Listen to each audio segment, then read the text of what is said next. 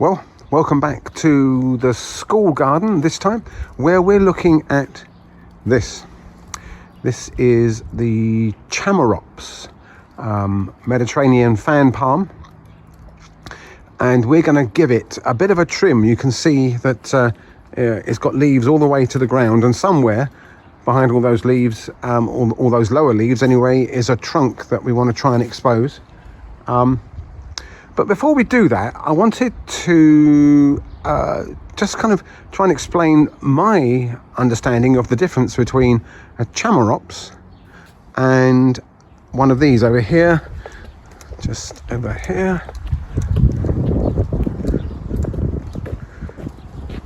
This is the Trachycarpus. This one can also be known as a Chamaerops, known as Chamaerops Excelsa sometimes, the kind of tall growing fan palm. But I like to just, I've been brought up to, in the trade, to refer to that as a Trachycarpus Fortunei, the tall growing fan palm, whereas this one here, although it can be classified, this one is more accurately classified, from what I understand, as Chamaerops Humilis. So you've got Chamaerops Humilis, and as the name suggests, that's a humble, more compact form of the palm, whereas the taller growing, could be called Chamaerops, is more commonly known as Trachycarpus. I hope that makes sense. That's the introduction. Let's get into cutting back these stems and exposing a bit of trunk and just getting some fresh growth, a nice tidy look to this palm. Before we start, I must say it's worth getting some gloves and some overalls on, because they can have quite sharp edges and sometimes even some spines. Well, I can't see any spines. Yes, there are some spines along the edge of some of these stems, so you might cut yourself a little bit. So some gloves would be a good idea, and I've got my secateurs, my trusty Felcos, and a pair of loppers, and we're going in.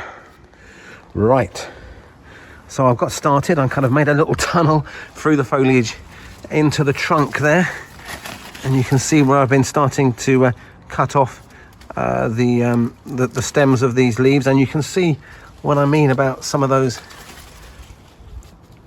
nasty thorns on the side of the stems there.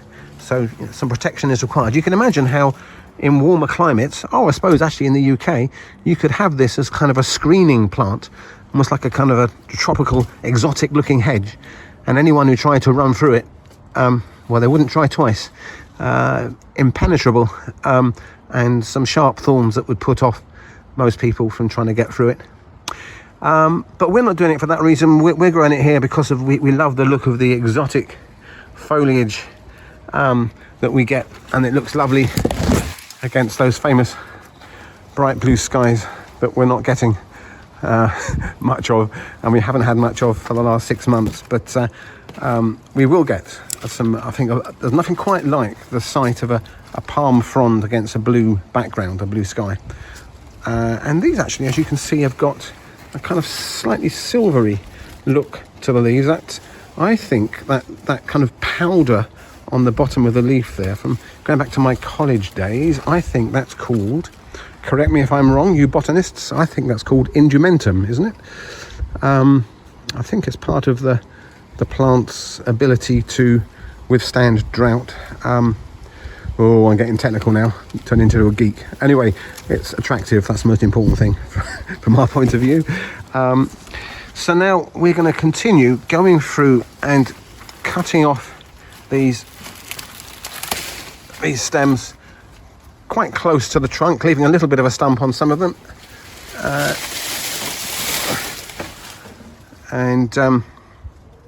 There are quite a lot to get through. But once I started clearing space, I started to see, I don't know if you can see that down there, there's a new shoot coming from the bottom, which is one of the advantages of doing this job. You start to actually realise that it's not just one stem you've got there. I think we've got 5 or... Well, there's another thick stem through there. We've got 2 thick stems, and I would say 1, 2, 3, 4, 5 or 6 shorter new baby stems, which are going to be more exposed now, so we can see the full multi-branched glory of this palm when we're finished. I better get on a bit less talking and a bit more cutting back and update you.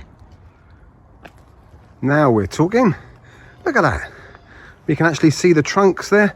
There's 2 really strong looking trunks, and lots of new growth coming from the center there, gracefully arching. Now we can see the woods for the trees, if you see what I mean. And we've got quite a few little side shoots coming out there, as is the nature for this particular variety of Chamaerops Humilis. Bushy, side shooting, multi-branching, but doesn't get enormously tall. Having said that, what's that? That's about, we've got a good meter of trunk there on those main trunks, more than a meter on that back one, and we've got another 1.5 meters of graceful silvery green foliage on top. Lovely. And what's more, we've got a whole pile of a couple of hundred of leaves that we've cut off that we'll have to work out what to do with. We'll compost them either in situation here. We might put some around the base of the plant, or we'll put it down at the back of the compost heap to rot down over a couple of years. Either way, I'm pleased with that. And if you're also looking at how you can maintain your palm trees in hardy situations, not in the tropics, well, actually wherever you are, we'd love to hear how you look after your palm trees. I did see some palms actually when I was in Malta a couple of weeks ago, where they'd left all the leaves. Let's put a photograph in. There you go. I wasn't quite sure what to make of this, leaving the leaves on there like that. It looks quite attractive, and it did occur to me that that kind of skirt of leaves might provide a good habitat for some birds or some wildlife. What do you think? Is that a good thing or a bad thing? I'm convincing myself that this has been worth it, because it's been quite hard work with all those spikes and things. Just despite having gloves and overalls on, I did make a couple of scratches and cuts. I think I've got a couple of thorns, a couple of spines left in my flesh. I'm not going to plead for sympathy. I'll tell my wife when I get home and see what she says. But thanks for watching. Any comments, we'd love to hear from you via the YouTube channel comment section below. Thanks. Enjoy your garden.